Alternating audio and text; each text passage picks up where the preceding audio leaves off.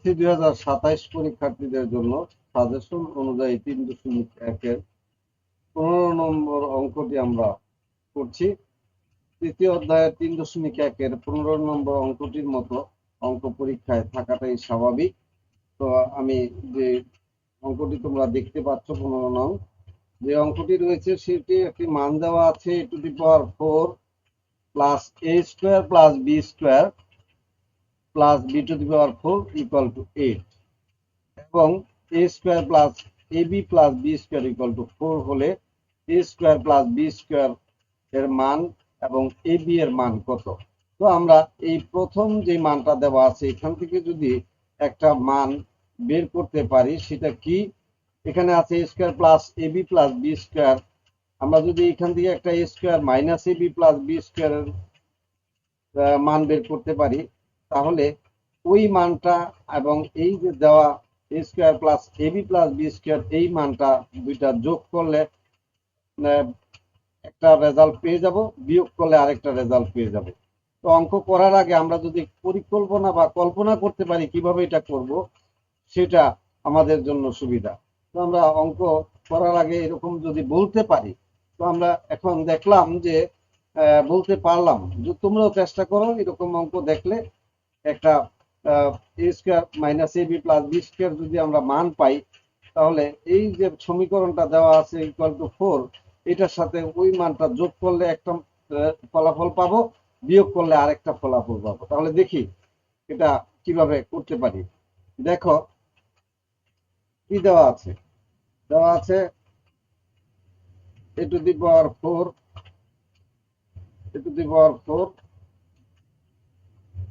Plus a² b² plus b⁴ equal to 8। এখন দেখো এটাকে আমি কি করি, a² তার উপরে যদি হোল স্কয়ার দিই নিশ্চয়ই কোনো সমস্যা নাই, আর এই b² হোল স্কয়ার দিলে এটাও কোনো সমস্যা নাই। মাঝখানে একটা কাজ করি সেটা হলো 2a ধরি a² কে, b ধরি b² কে, তাহলে এটা একটা সূত্র হলো।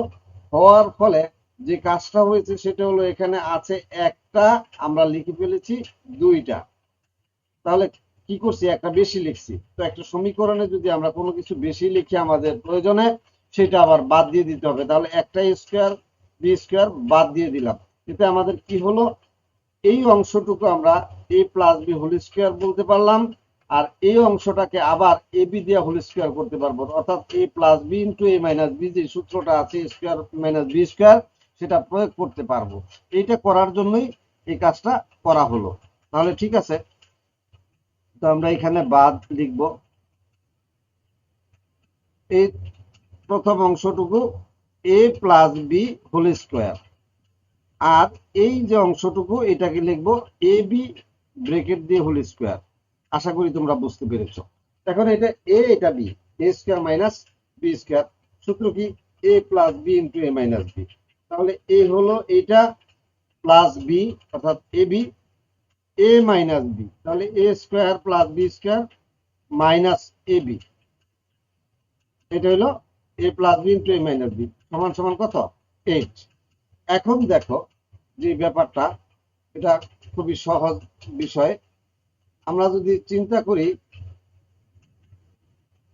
এইটাকে, এই অংশটুকুর একটা মান দেওয়া আছে, দেখো ওই যে a² plus ab plus b², এটাকে যদি আমি a² এর পরে ab লিখি তারপরে b² লিখি, সাজায় লিখি, তাহলে নিশ্চয়ই তোমরা দেখতে পাচ্ছ যে দ্বিতীয় একটা মান দেওয়া আছে a² plus ab plus b² equal to 4। অর্থাৎ তোমরা যদি এটা সাজাও সেটাও পারবা, আর না সাজায় এটার পরিবর্তে যদি তোমরা ওই 4 লিখে দাও তাহলেও কোনো সমস্যা নাই,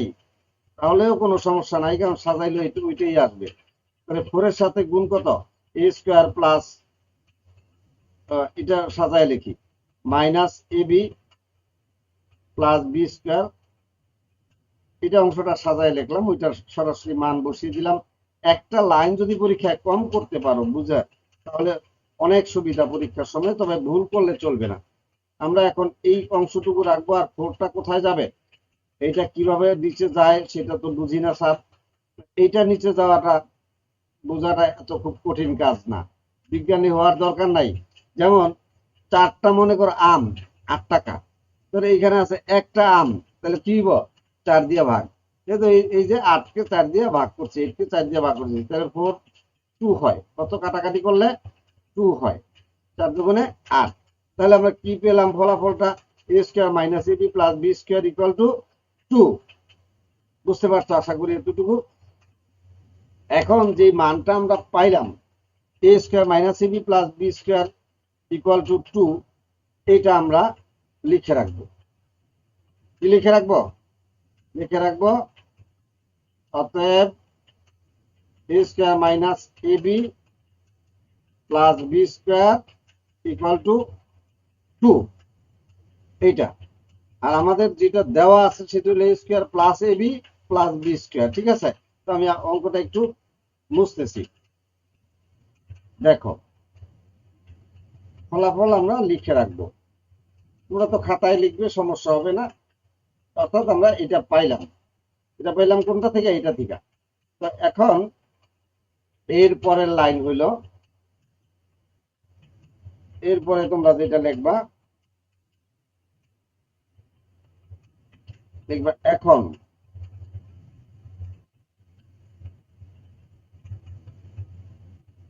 a square plus ab plus b square, অর্থাৎ যেটা আমাদের দেওয়া আছে equal to 4 a square minus ab plus b square, এটা আমরা পাইলাম 2। এই দুইটা যদি যোগ করি, কি করি? যোগ করি, তাহলে দুইটা a স্কয়ার হবে এখানে, এইখানে কিন্তু কাটা যাবে, আর এই দুইটা হবে দুইটা b স্কয়ার হবে, তো b স্কয়ার 2b স্কয়ার, আর এই দুইটা যোগ করলে হবে 6। এই দুইটা থেকে যদি আমরা 2টা কমন নেই, দেখো থাকে কি a square plus b square সমান কত? 6। এখন আবারও যদি আমি 2টা বাদ দিতে চাই, কোথায় যাবে? মনে করো দুইটা আম 6 টাকা, তাহলে একটা শুধু আম কম হবে, কম হইলে ভাগ 6 এর 2 দিয়া। এটাই হলো আমাদের খুব সহজ বোঝার বিষয়, 3 দুগুণে 6, তাহলে কত হইলো? অতএব a square plus b square equal to 3। আশা করি আমরা একটা ফলাফল পেয়ে গেছি, সেটা হলো ক এর ফলাফলটা আমরা পেয়ে গেছি। বুঝতে পারছো? ক এর ফলাফল আমরা পেয়ে গেছি। তাহলে ওই অঙ্কটা প্রথমেই আমরা লিখব ক, লিখে আমি যতটুকু করলাম ততটুকু করব।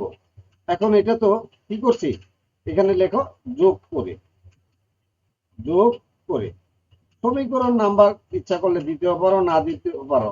এখন লেখে দুইটা মান লেখা আমরা যোগ করে লিখে দিলেই হবে। এবার আমরা a স্কয়ার প্লাস b স্কয়ারের পরিবর্তে আমরা কি লিখতে পারবো? 3। তাহলে a square plus b square যদি 3 পাই, এই যে দুইটা মান আছে, এই একটা মাইনাসের, এই একটা প্লাসের, যে কোনো একটায়, তাহলে দেখো এখন অথবা আবার খুব সহজ করে করো, আবার a square plus ab plus b square equal to হলো 4। এখন এই যে a square plus b square, এই পাশে না ab টা পরে নাও, হইলো কত? 4। এটার মানটা কত আমরা পাইছি? 3। তাহলে লেখো 3 প্লাস ab সমান কত? 4।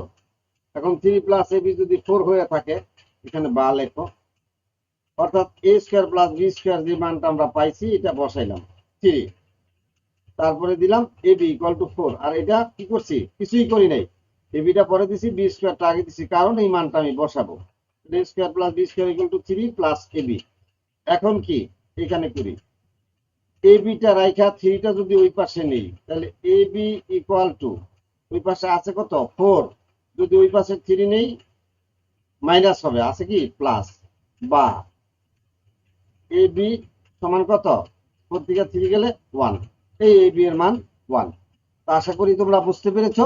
এই ছিল আমাদের 15 নম্বর অঙ্কটা, খুবই সহজ। তোমরা যদি 2বার করো তাহলেই পারবে। আজ এ পর্যন্তই, পরবর্তী ক্লাসে আবার দেখা হবে।